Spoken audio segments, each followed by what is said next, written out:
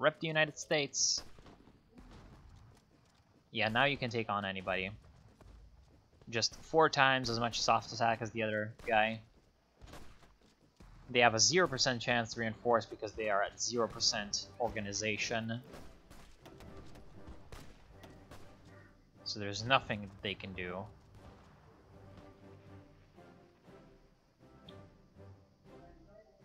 You're starting to lose your edge though, because you're losing troops, right?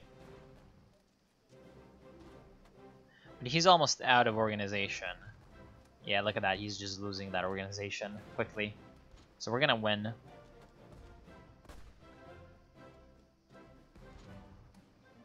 Very nice. Look at that glorious attack.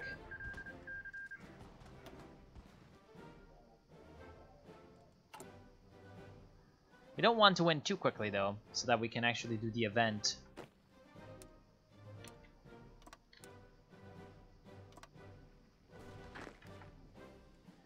The event from here. You need to reorganize anyway. So this is the capital, Managua. More attacks by damn Anglo guerrillas. How annoying.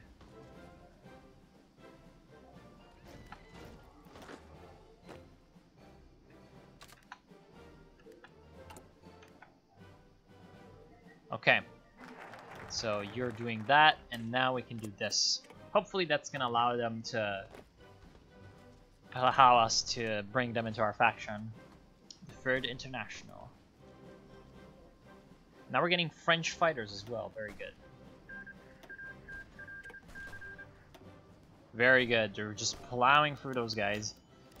Status of religion in the territories. While Mexico has been historically attached to the country, the Anglos take on the religious heritage of England, Protestantism. The people in the territories, Texas in particular, are deeply religious, so the committee has to tread carefully on religious policy. It would be foolish, however, to ignore intelligence reports from our spy services, which emphasize how the local churches are condoning, aiding, and abetting the insurrectionists, many of whom are zealous Protestants themselves. So you can either let them do whatever, or enforce the anti-clerical laws of the 1978 Constitution. We're gonna do that. That's gonna plunge us into like deep disaster. But who gives?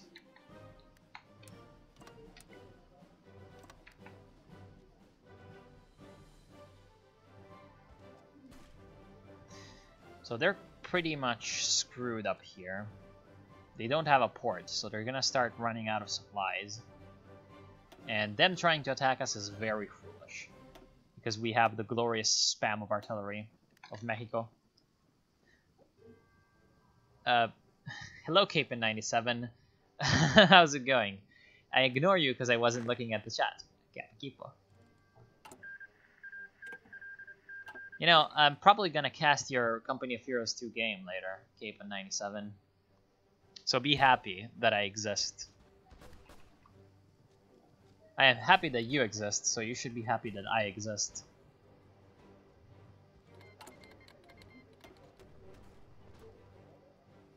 Once I get all of that... Yeah, look at that. My 105mm howitzer is just fucking them up. Status of the American Indians, or status of language, status of women. Let's do language. Hey, so propose an alliance of our two countries. Are you going to accept?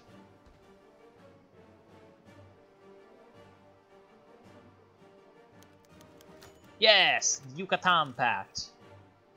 And I guess I'm at the international now. Oh, I have my own faction, so that's better.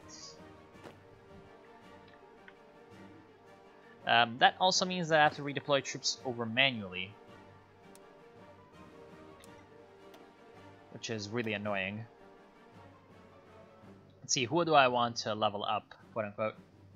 Fort attack. Yeah, my commando out of supply, he was already getting assigned.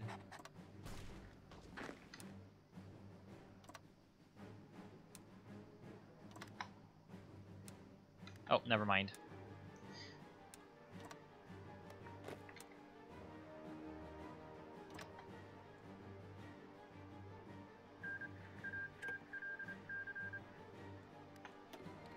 Yes, call to arms. Let's do it. Now you... Wait, what?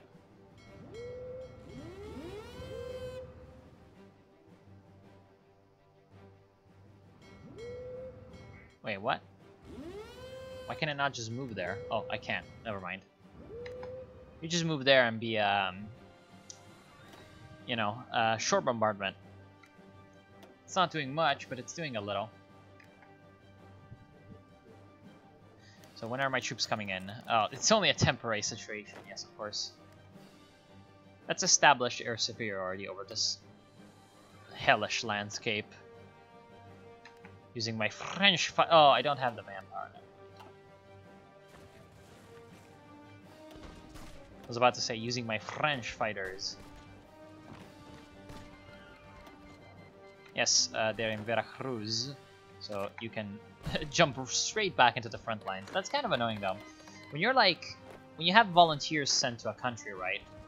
And then you declare war and you join that war manually, right? You should keep the volunteers in the area because that just makes sense, right? You're just getting involved deeper, which is what she said.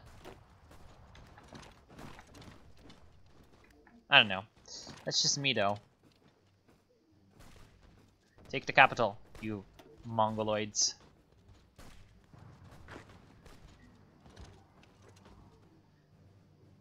Glorious Mexican intervention saves the day once again. Yes, of course.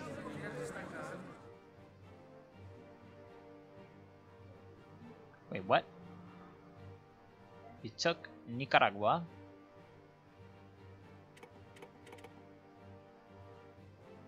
So they took everything. Good. Very, very good. So now we are positioned strategically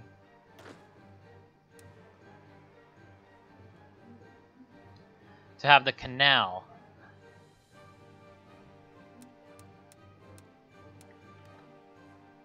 Which is of course very good.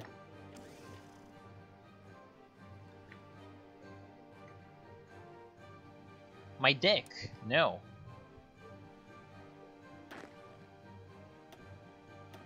I just wanted to have him like that.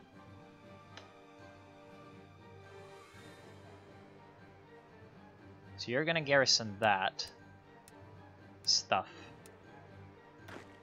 Because I don't want my allies accidentally losing it. And then you, 6th Infantry Division.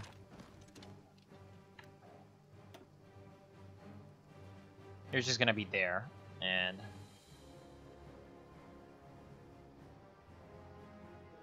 Oh!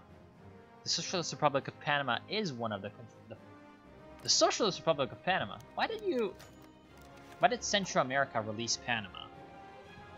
That doesn't really make any sense.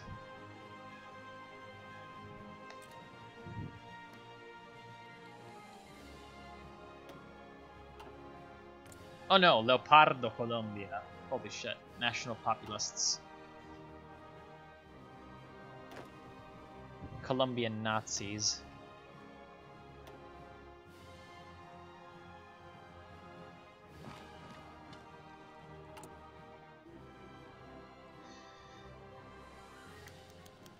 Oh shit.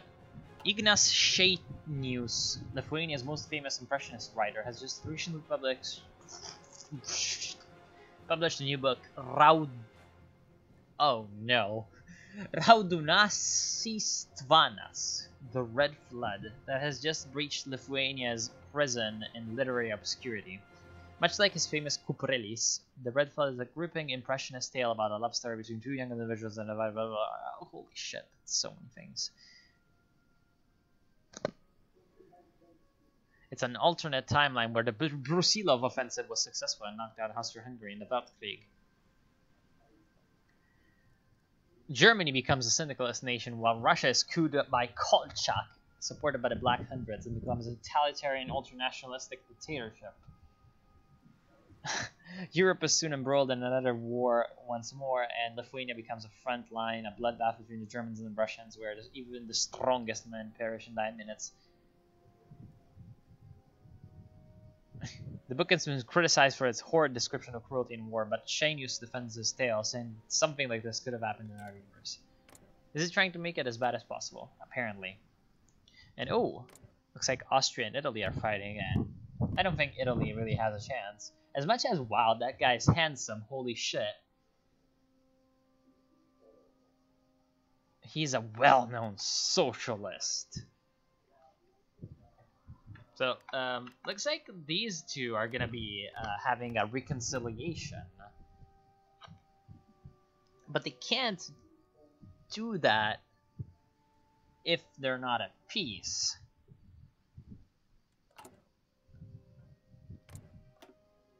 Power to the people, democratic elections. Yeah, so they can, like, do that. You can get some friendliness.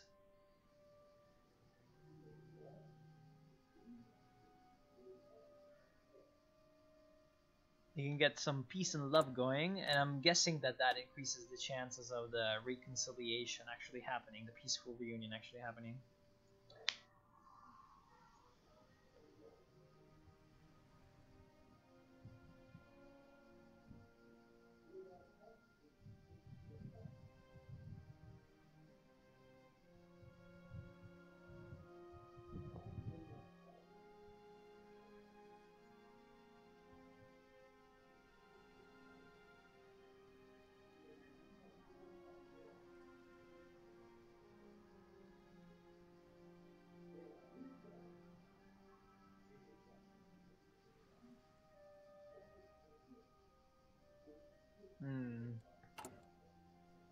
Interesting stuff. And oh, glorious Serbia is fighting the Austro-Hungarians. Iron Guard Romania is getting fucked. Okay, so now let's do the status of Northern women.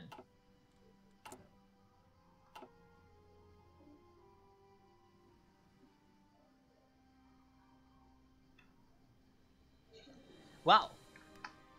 These three are still fighting. They've been at it for a long time. Let's send them some guns. Don't have enough convoys, they don't. So we're also gonna need to send them convoys.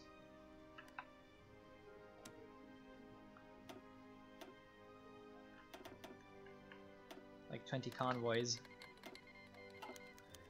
There we go. Status of language in the territories. The majority of both the Mexican and Anglo populations do not speak the other's language, which is already causing incidents in the territories. While forcing the entire Anglo population to learn and speak Spanish would be impractical, perhaps some basic public works could assist our troops and settlers in the north. The principal subject of today's committee meeting is, from schools and government restaurants and street signs, what will the official language be in the territories? Español, which we get civilian factories. English, which we get political power. Or bilingual. Too infrastructure for bilingual. That's nonsense. English. Honestly, like, bilingual should give you some power and one civilian factory. It should be a little bit of each. Hey, Saratoga. Or Makarov. Whatever you prefer to be called. I like calling you Makarov, though, because he's evil. And rip Romania, as we fought. More attacks by damn Anglo-guerrillas. Of course, we don't have any manpower, so I don't think that's actually doing anything. I think that because of Romania being so damn weak, that Italy and glorious Serbia are now probably going to lose. But glorious Serbia has glorious Greece on its side, so who knows. And Italy has its own retarded mountains. Let's go ahead and look at the current wars. Holy shit, that's so many wars. So the Spanish Civil War, the Deutsch